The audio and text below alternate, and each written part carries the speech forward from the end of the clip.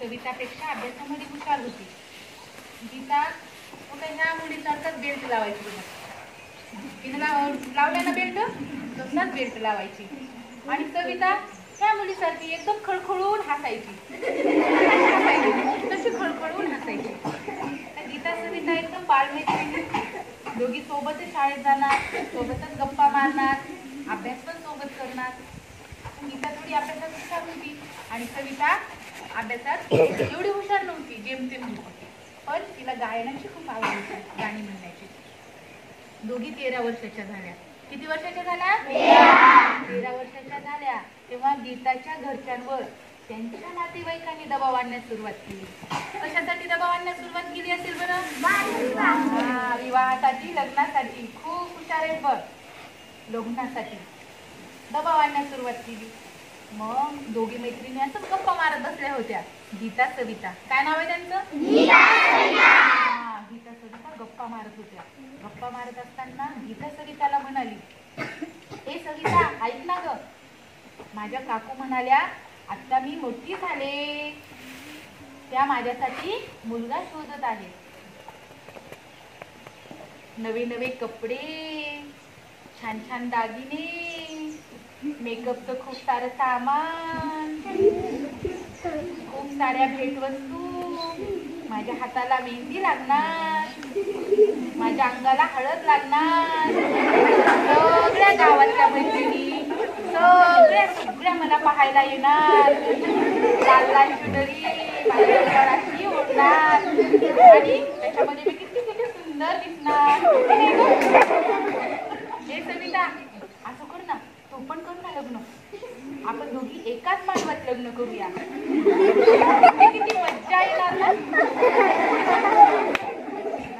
तर सविता म्हणाली, नाही ग बाई, मला शिकून सवरून मोठं व्हायचे, माझ्या पप्पांचं स्वप्न पूर्ण करायचे, माझ्या घराला आर्थिक पाठबळ द्यायचे, कारण माझी घरची परिस्थिती चांगली नाही आणि मला शिकून माझ्या पायावर उभं राहायचे. असं म्हणून सविता गीताच्या बोलण्याकडे दुर्लक्ष करते. पण गीता मात्र भेटवस्तू, तिला मिळणारे वेगवेगळे प्रलोभन, त्याला भुलते, त्याला बळी पडते आणि लग्न करून घेते. आता गीताचं झालं लग्न आणि सविता काय करते? शिक्षण घेत आहे, अभ्यास करत आहे. बरोबर बोललास, अभ्यास करत आहे सविता.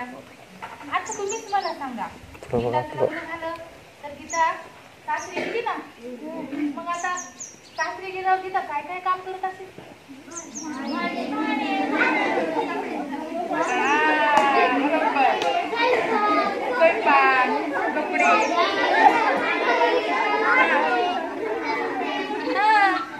कपडे धुते, भांडे घासते. काय म्हणला? आणखी आलेल्या पाहुण्यांचा पाहुणचार करते. बरोबर आहे, चहा पाणी करा, पाहुणचार करा. बरोबर ओळखलं तुम्ही. आता इकडे सविता काय करते? शिक्षण घेत आहे. मग सविता काय करत असेल? तिच्या आयुष्यात काय चाललं असेल सविताच्या? अभ्यास करत असेल ती. बरोबर आहे, सविता अभ्यास करत आहे आणि गीता घरचं काम करत आहे, घरच्या शेतातले काम करत आहे. आता मी गोष्टीकडे वळते. गीताच्या आयुष्यामध्ये काय झालं? गीताचं लग्न झालं. नवीन नवीन तिला ते दागिने, नटणं खूप छान वाटतं. थोड्या साऱ्या बांगड्या घालायच्या, दागिने घालायचे, मस्त दागिने घालून तिकडे मिरवायचं. खूप छान वाटतं तिला काही दिवस. त्याच्यानंतर 2-4 दिवसांनी लगेच लागली कामाला. भांडे घासा, कपडे धुवा, झाडून घ्या, आलेल्या पाहुण्यांचा पाहुणचार करा, परत सगळं आवरून शेतामध्ये जा. कारण का? तिचा बालविवाह झाला होता. तिच्या नवऱ्याला नोकरी होते का? नाही. तिचा नवरा पण शेतकरी. मग दोघांनी मिळून शेतात जायचं, दिवसभर राबायचं. 12-13 वर्षाची म्हणजे बघा ना, 7वी 8वीची मुलगी. बरोबर आहे का तुमच्या एवढी? मग तिनं दिवसभर शेतात राबायचं आणि शेतात काम करून जेव्हा ती घरी यायची, अक्षरशः झोपून जायची ग बाई. घरी आल्यावर तिला झोप कधी लागली कळायचं सुद्धा नाही, एवढी झोपून जायची ती बिचारी गीता. आता ती गीताचं झालं. गीताच्या आयुष्यामध्ये दुसरी कोण? सविता. सविताच्या आयुष्यात काही गुलाबांच्या फुलांचा पलंग नव्हता. सविताच्या आयुष्यातही खूप खडतर प्रवास होता सविताचाही. कारण तिला काय करायचं होतं, शिक्षण घ्यायचं होतं. शिक्षण काय सोपं आहे का? रात्र रात्र जागून अभ्यास करायचा. आर्थिक परिस्थिती बरोबर नाही, त्याचबरोबर घरामध्ये आईची टोमणी असायची.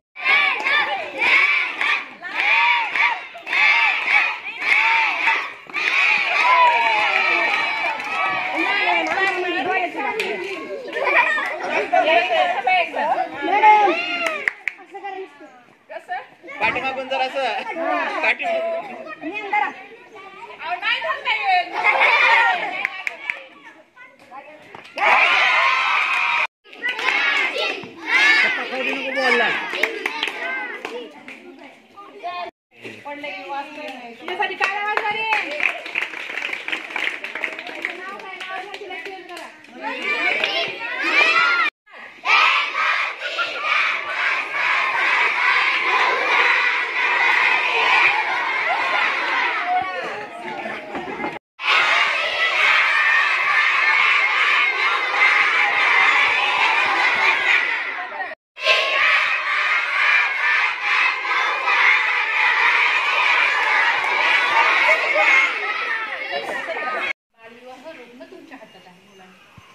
मुलांच्या मुलींच्या हातात बालविवाह रोखणं आहे.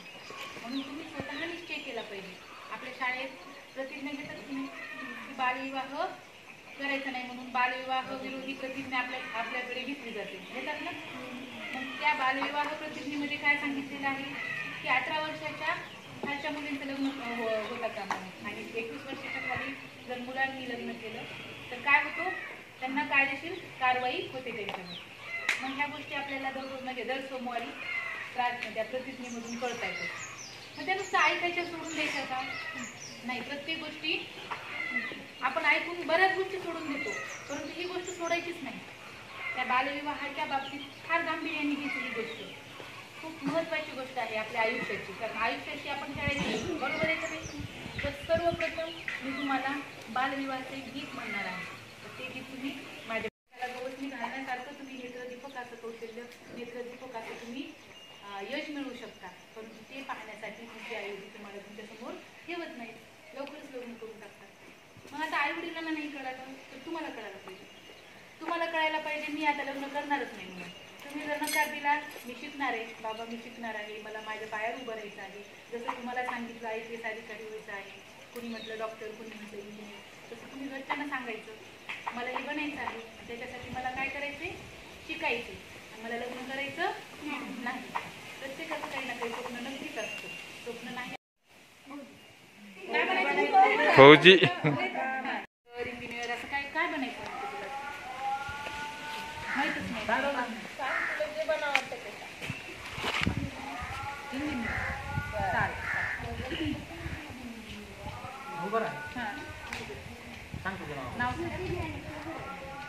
तुला काय बनायचंय?